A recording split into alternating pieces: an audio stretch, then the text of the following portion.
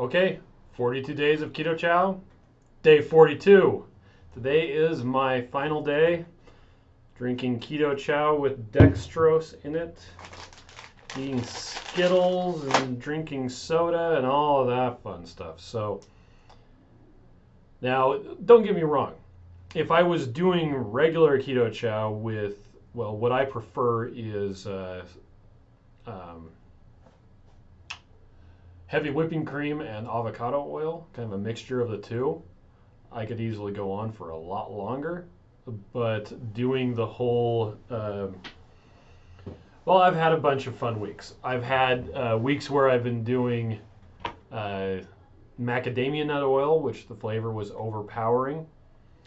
Last week I was doing liquid coconut oil, which is not fun on your intestines. Now, somebody asked me regarding, I think it was yesterday's video. They're like, well, can I do some MCT oil? You know, like a tablespoon or something. I was like, yeah, that's fine. The problem was I wasn't just doing a tablespoon. I was doing like a quarter cup.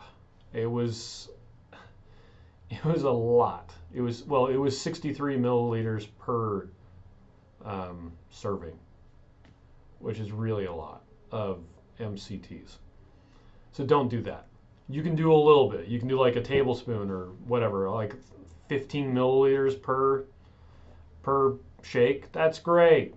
And using real MCT oil, there's no flavor to it. It's just that extra calories that get turned right into ketones and everything's fine. Just doing like liquid coconut oil don't do that. Don't. That's why after doing this test, my recommendations from before sticks. Heavy cream and or avocado oil. Easy peasy. Now, fun enough, I've actually had the last couple days, I've had some diarrhea. I don't know if it's because of the sugar and stuff, or if it's because there's a stomach flu going around everywhere right now. I think I was reading on the news that some school had reported, I think it was more than half of the kids who were out on a particular day because of stomach flu. Two of my kids have it. One of them is home from school today. One of them was home from school yesterday. And if I haven't gotten it, it'll probably be a minor miracle. Simply because if you've ever tried to convince a little kid who's sick to clean up their own throw up, it's not going to happen. The sad thing was, it was on unfinished wood stairs the first time. Anyway, got that cleaned off. Yeah. Yesterday, I did a bunch of work on the web page about this experiment, adding graphs, adding test data. Two of the DEXA scans are there. When I get my next one done tomorrow, I'll add that one. All of the blood tests, except for the one that's going to happen tomorrow, are up there. So, just kind of getting everything put together. I updated the presentation that I have. It's actually kind of nice because I'm doing it all inside of Google Sheets and Google Docs and everything like that. To import the new graph, I just open up the presentation and say update, and it pulls in the new data. It's great. Nice synergy. Anyway, today, this is completely on a side note, I'm done reporting about the experiment so far, other than I'm going to be happy to be done with it. This morning at 5 o'clock, just before I woke up, I got the final costs for Keto Chow 2.1.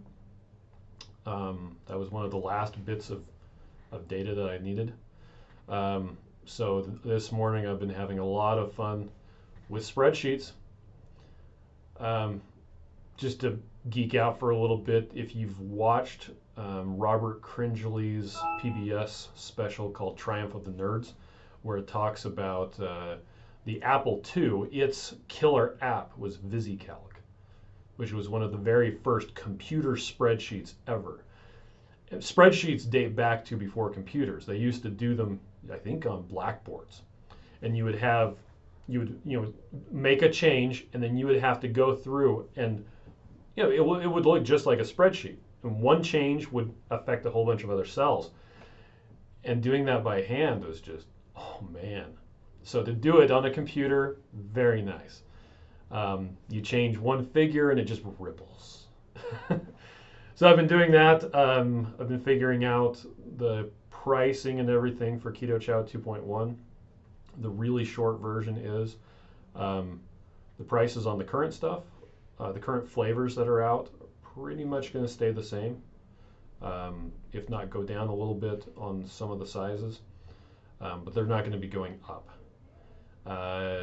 The new flavors, they do cost more, so they're going to be, well, on the weeks, maybe $2 more. It's not much, but those they cost more. The flavoring does specifically, and I'm using a bit more flavoring, just to make the flavor stronger on the new stuff, because I like a good root beer flavor, and I like a good eggnog flavor, and so I'm using more than, well, my co-packer's like, that's an awful lot of flavoring. And I'm like, well, yeah, but I want a strong flavor, because when you add the heavy cream to it, it kind of dilutes the flavor a bit. So you actually get stronger flavors when you use avocado oil, interestingly enough. Anyway, the one exception to the costing a little bit more is the natural strawberry, and that's the one that's using monk fruit. And the reason why people don't normally use monk fruit is because it's insanely expensive. I talked about this in the live broadcast I did 6 days ago, tomorrow, 7 days, where the pricing that I got on the monk fruit extract, it was the price of a car per 20 kilo bag, depending on the concentration that you got. And we're talking about either a used car for the low concentration stuff or a new car for the high concentration stuff. Now, you're not using very much of it. We'll be using, I think it's 300 milligrams of the 25% stuff, which, I mean, it's not a lot, but it adds significantly to the cost. That one will more than likely be priced at about the same amount as the chocolate peanut butter flavor, and that one is priced more because we add the actual peanut flour to it. So anyway, that's what's going on today. Shout out to Ted for my awesome shirt, by the way. I got this at Keto Con. Yeah. Anyway, I'll probably do one more of these tomorrow, just after I get back from all of my, because I have to get a DEXA scan tomorrow, and I also have to do my blood tests. But it'll be the last ones that I do for quite a while. I'm not planning on doing one of these for a while again. The only other test that I can think of would be, and I don't think I'm actually going to do this. It'd be interesting to see, doing keto, how many calories of avocado oil and heavy cream I can fit in before I stop losing weight. Start off with like 2,000 calories one week, and then do 2,200 the next week, and 24, 26, 28.